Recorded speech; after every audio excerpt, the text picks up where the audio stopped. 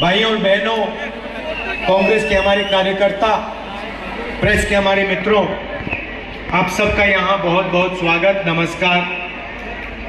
आप यहाँ मेरी बात सुनने आए, इसके लिए मैं बहुत आभारी हूँ।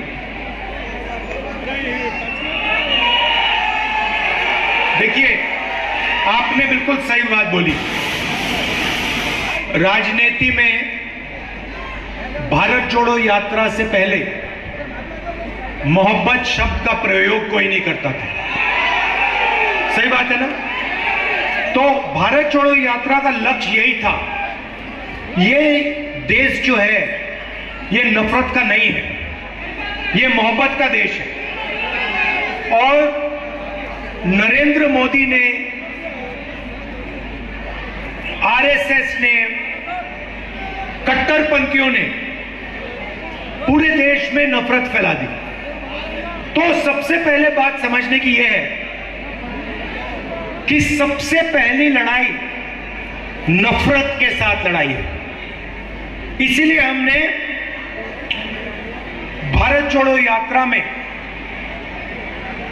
बहुत सुंदर नारा दिया, नफरत के बाजार में मोहब्बत की दुकान खोलनी है। और भारत जोड़ो यात्रा ने हिंदुस्तान की राजनीति को हमेशा के लिए बदल दिया। और पहली बार, जो पहले गांधी जी के समय मोहब्बत एक राजनीतिक शब्द हुआ करता था, उसको फिर से सही जगह दी। राजनीति में मोहब्बत को हम आगे लाए। अब देखिए, मैं नरेंद्र मोदी से लड़ता हूं,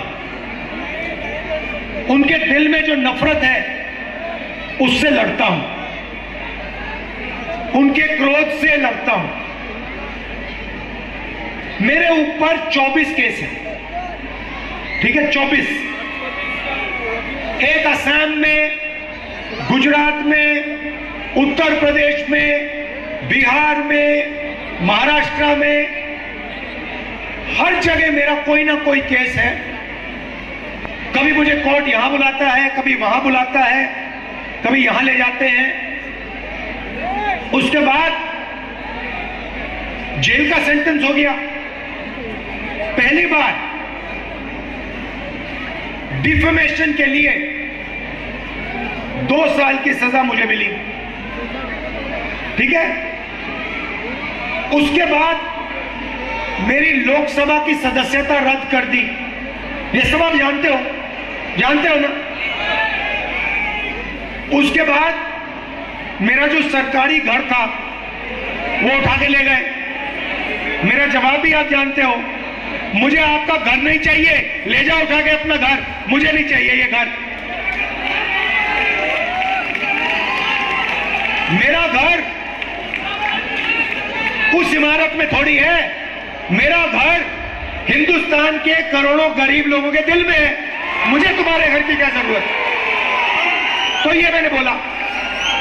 और ये लड़ाई जो है विचारधारा की है, मैं उनसे कॉम्प्रोमाइज कर ही नहीं सकता, सवाल ही नहीं उठ सकता।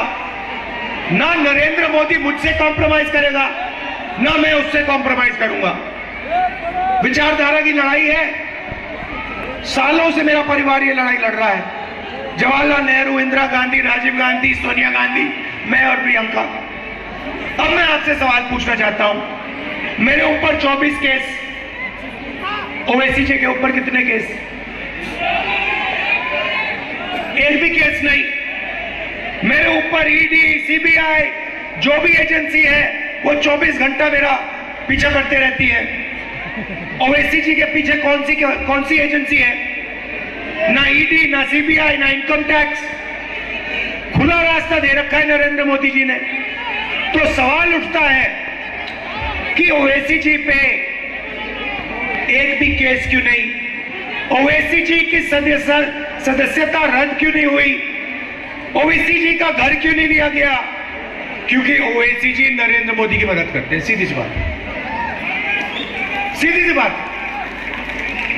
मैं आपको बताता हूं, असम में चुनाव होता है, एक तरफ बीजेपी, एक तरफ कांग्रेस पार्टी, वहां पे एमआईएम का कोई वोट नहीं है, एकदम एमआईएम आती है, बीजेपी से कैंडिडेट की लिस्ट लेती है और कहती है भैया हमें बताओ आपके लिए कौन से कैंडिडेट हम खड़ा करें, और जो बीजेपी कहती है वो सारे के सारे कैंडिडेट्स एमआईएम असम में खड़ा कर देती है।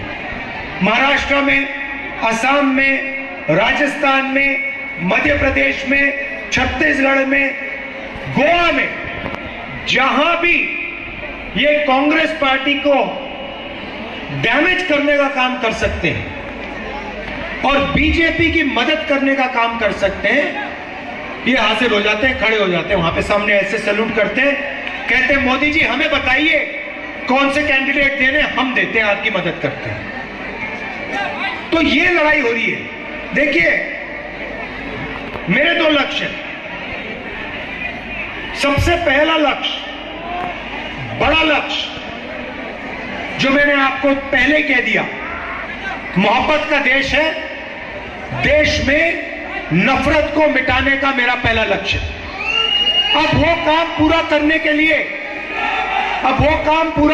लिए नरेंद्र मोदी को दिल्ली में हराना होगा, उसके बिना ये काम नहीं किया जा सकता।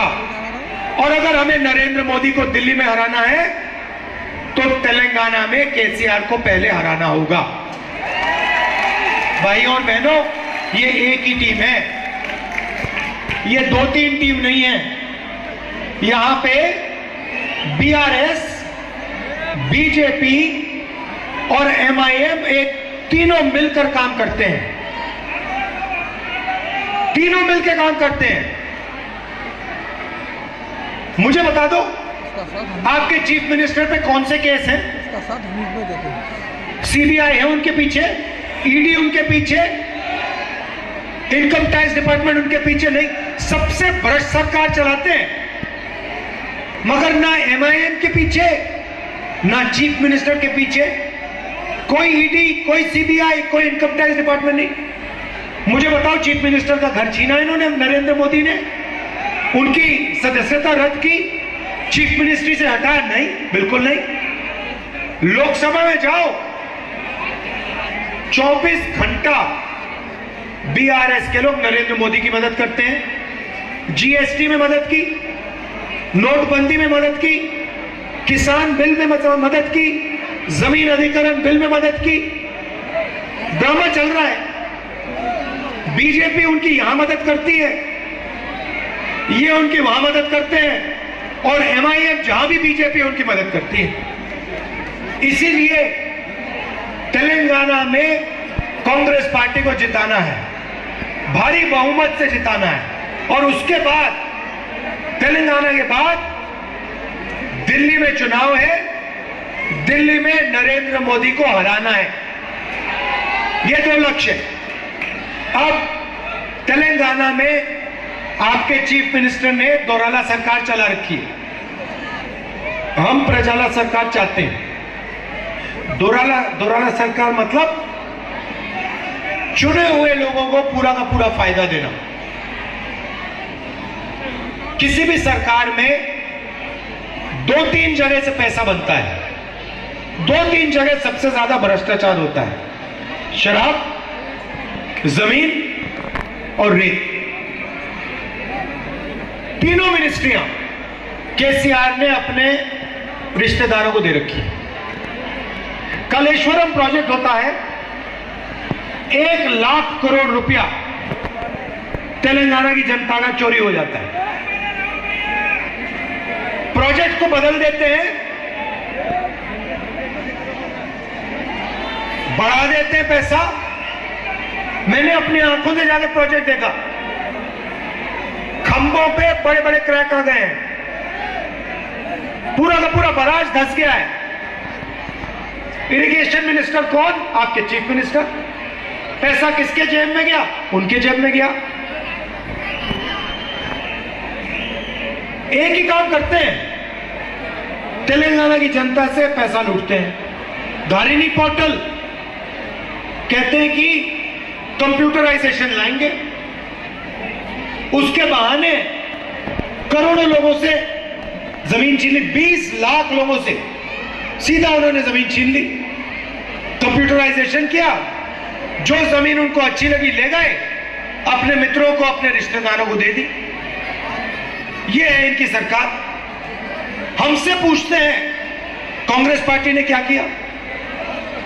केसीआर जी, जिस यूनिवर्सिटी में आप पढ़े, जिस कॉलेज में आप पढ़े, वो कांग्रेस पार्टी ने बनाया था।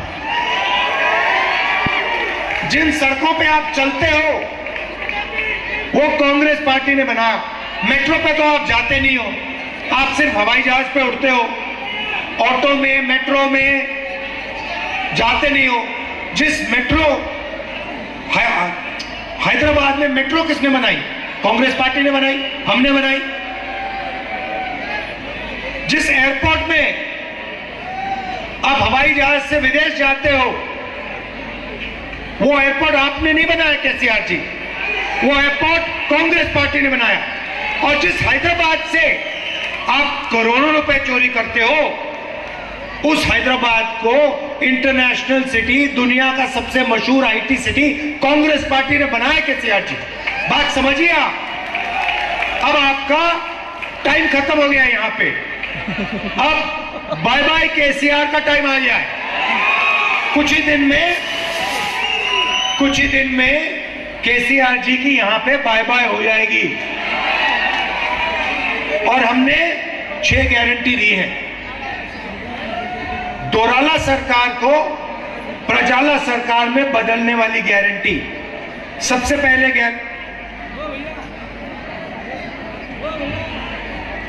पहले गारंटी महिलाओं के लिए 2,500 रुपए हर महीने हर महिला के बैंक अकाउंट में कांग्रेस पार्टी डालेगी। उसके बाद गैस सिलेंडर कितने का है? 1200, 500 रुपए का आपका गैस सिलेंडर हो जाएगा। और महिलाओं को पूरे तेलंगाना में बस टिकट के लिए 1 पैसा नहीं देना पड़ेगा, फ्री में आप बस में पूरी तेलंगाना में घूमेंगे। ये पहला काम। दूसरा काम, रायता भरोसा स्कीम। 12,000 रुपए प्रति एकड़ हर किसान को, 15,000 रुपए प्रति एकड़ हर किसान को, 12,000 रुपए हर मजदूर को कांग्रेस पार्टी की सरकार सीधा बैंक अकाउंट में पैसा डालेगी। मुफ्त में किसानों को बिजली और 24 घंटे बिजली। तीसरा वायदा, इंदिरा अम्मा इंड्लू स्कीम। तेलंगाना में बहुत सारे लोग हैं जिनके पास घर नहीं है। आपके चीफ मिनिस्टर ने उनकी जमीन छीनी, उनका घर नहीं बनाया, झूठे वायदे किए। जिनके पास घर नहीं है, उन सबको कांग्रेस पार्टी घर बनाने के लिए 5 लाख रुपए देगी। गृह ज्योति स्कीम में 200 यूनिट फ्री बिजली के, 24 घंटा बिजली। युवा विकासम स्कीम में हर मंडल में Telangana international school, private school से अच्छा सरकारी स्कूल, जिसमें हम हाई क्वालिटी की अंग्रेजी सिखाएंगे। तेलंगाना के हर बच्चे को हम इंग्लिश सिखा देंगे कि आप आईटी सिटी का फायदा आपको भी मिले।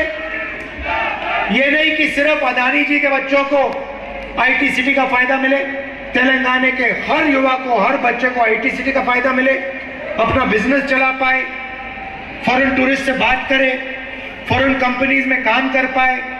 तो अंग्रेजी एक तरीके की चाबी है जो हम आपके हाथ में डालना चाहते हैं। चौथा स्कीम में 4,000 रुपए जो हमारे बुजुर्ग लोग हैं, जो हैंडीकैप लोग हैं और जो विधवा हैं, हर महीने सीधा 4,000 रुपए इनके बैंक अकाउंट में हमने डालने का काम करना है।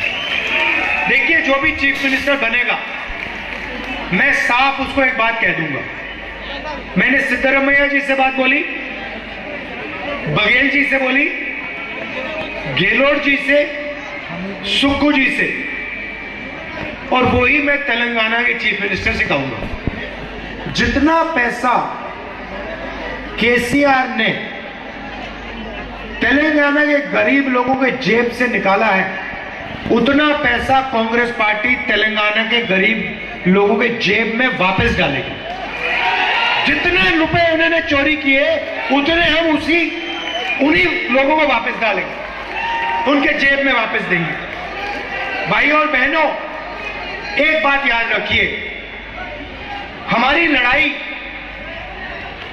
नफरत, हिंसा के खिलाफ लड़ाई है।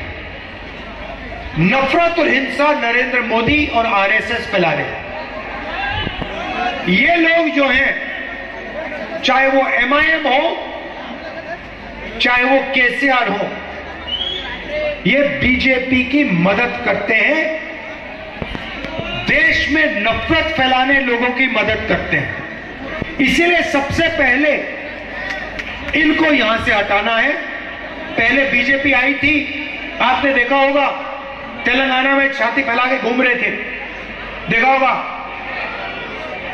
अमित शाह कह रहे हैं कि हम तेलंगाना को ओबीसी चीफ मिनिस्टर देंगे। अरे भैया, पहले 2% वोट लेके दिखा दो, फिर देखेंगे। तो हमने इनकी गैस निकाल दी, हवा निकाल दी पूरी, चारों टायर इनके पंचर कर दिए, फाड़ के फेंक दिए। अब लड़ाई बीआरएस के साथ है, अब पूरी मदद बीआरएस की एमआईएम और बीजेपी कर रही है। तो ये तीनों एक साथ मिले हुए हैं। कांग्रेस पार्टी को जिताइए, भारी बहुमत से यहां हमें जिताइए, सारे के सारे कैंडिडेट्स को जिताइए। दिल से आपका मैं धन्यवाद करता हूं। नमस्कार, जय हिंद, जय तेलंगाना।